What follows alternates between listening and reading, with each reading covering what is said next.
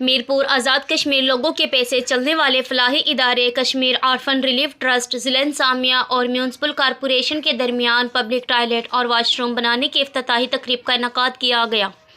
Deputy commissioner Amjad Iqbal और फलाही इदारे के दरमियान MOU साइन किया गया। डिप्टी कमिश्नर मीरपुर अमजद इकबाल का कहना था कि मीरपुर आज़ाद कश्मीर में खसूसी अफराद और पब्लिक के लिए 8 जगहों पर वाशरूम्स बनाए जाएंगे।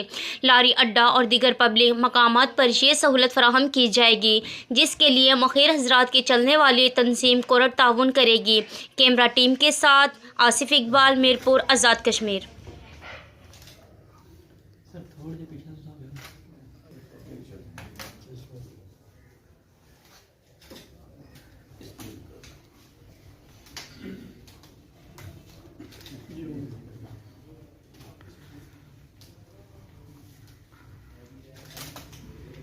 ये रिपोर्ट आप तक पहुंचाने में हमारे साथ ताउन किया था चिनार लीव टिश्यू और रियाज अस्पताल मीरपुर ने।